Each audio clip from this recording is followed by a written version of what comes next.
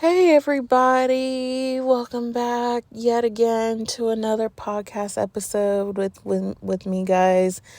And today we're going to talk about you leveling up. And maybe some of you guys wonder if that person from the past have felt it. Well, they do feel it, you guys, even if you don't see any evidence of it, okay? But the question is do you even want them back is the real question, okay? And we're going to dive deep into that today. So, I know this is probably going to hit home for a lot of you, okay? And like maybe you're wondering like, I wonder if they're really feeling anything about me now, if they've felt my energy now that I've pulled back, because maybe some of you guys have had this person resurface, because sometimes that does happen.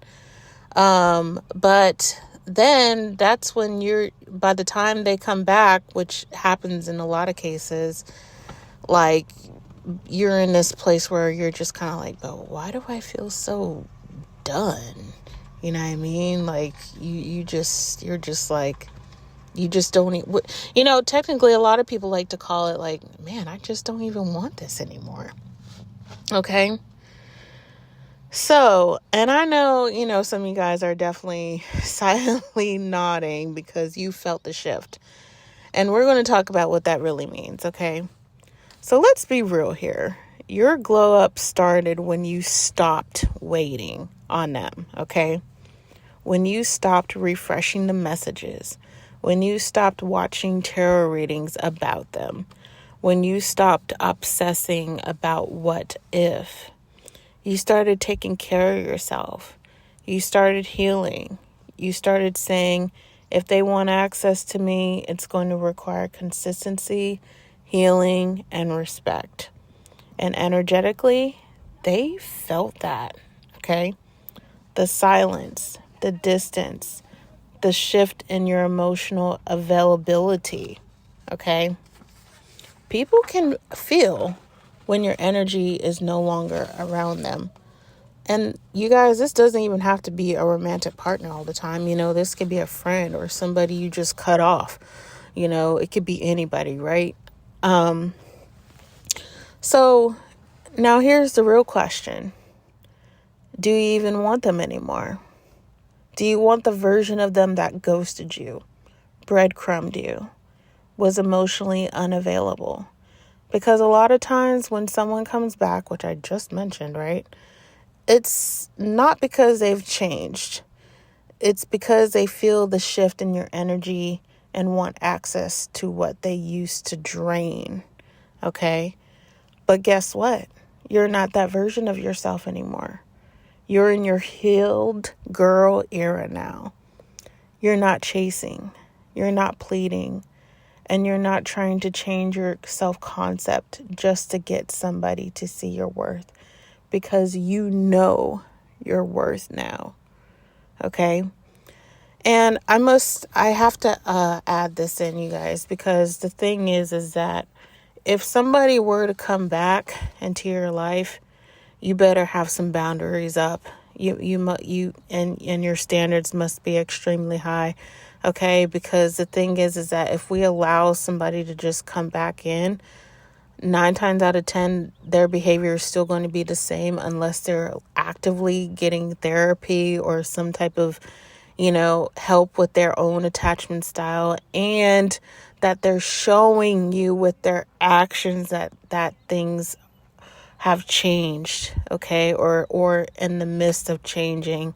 That's the only way you should only allow somebody back in. But if they're not willing to do that, I would suggest you move on, okay? I have to add that in because that's one thing that I had to do for myself, because I was just like, I've had a lot of love for people from my past, but I never, and the people who have came back, the same behavior just played out, and actually I'm going to actually talk about a little bit of a story about somebody who came back that I definitely was not deeply attached to, but yeah, so I just wanted to add that in for you guys.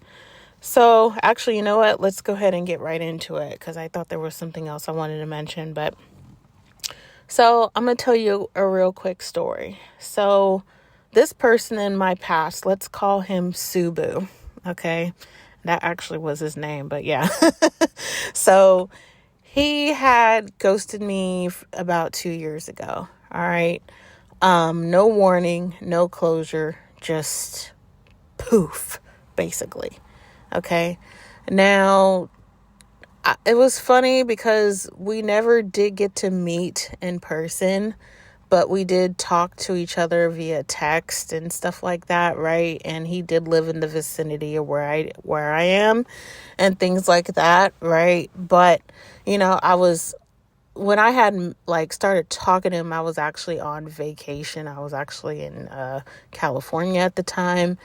And, I was talking to multiple people anyway, but I think I may have talked to him for like maybe a good month. I was like, trying to get to know him better and things like that. And I think I only talked to him for like a good month. And then next thing you know, that's when he just ghosted me out of nowhere. And I was just like, okay, I didn't even make a big deal out of it. But so let me see.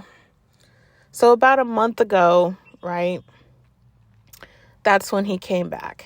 He messaged me out of the blue, out of nowhere, like no time had passed, right?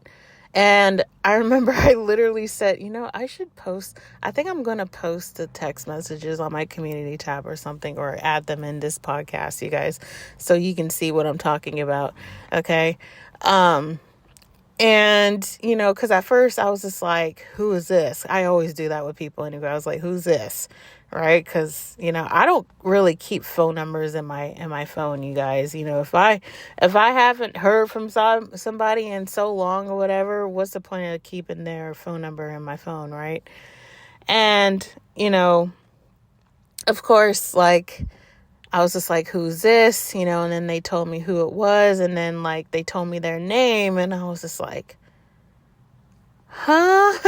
I didn't even remember who he was until I was just like, oh, I remember you.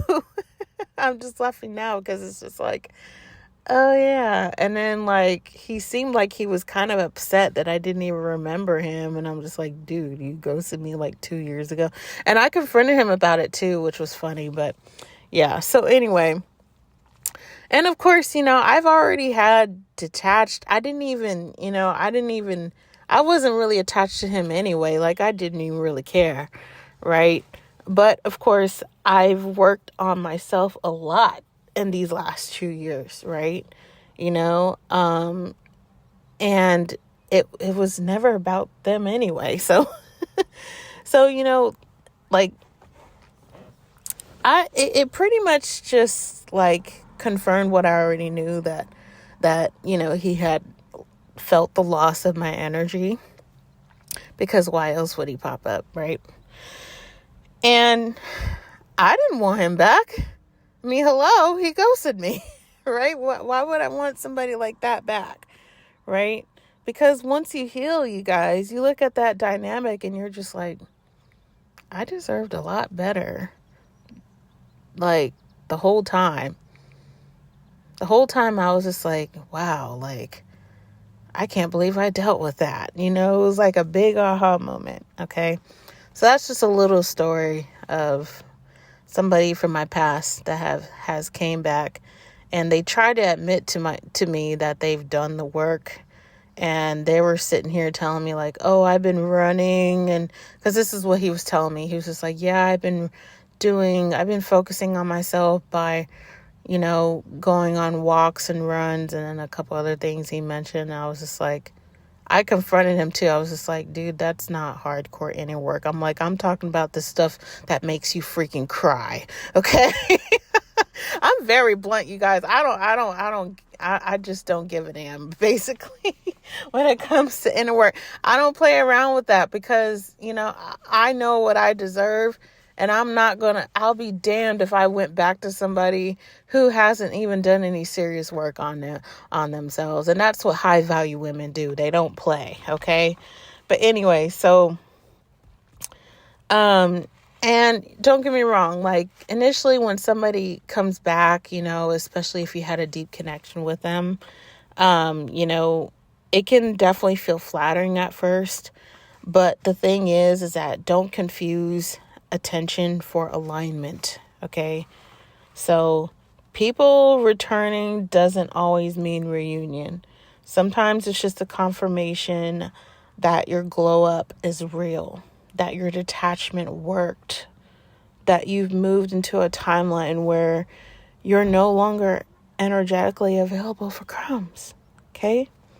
Stay focused, stay aligned, and remember, you're allowed to outgrow people you once begged to love you properly.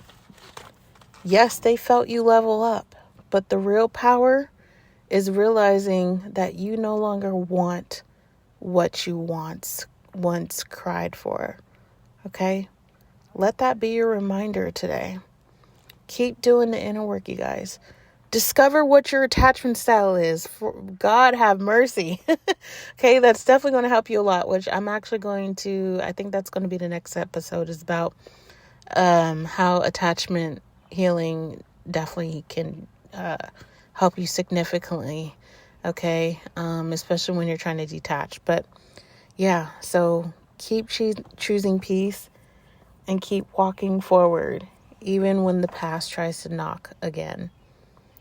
If this episode resonated, please share it with somebody you love. And don't forget to subscribe, you guys, to my channel.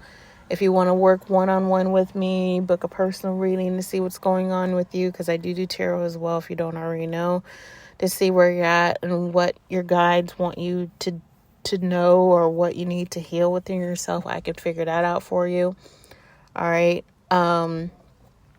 Yeah. So, and I would love to help you. So until next time, keep glowing and keep choosing you. Okay. And I'll speak to you guys in the next podcast episode.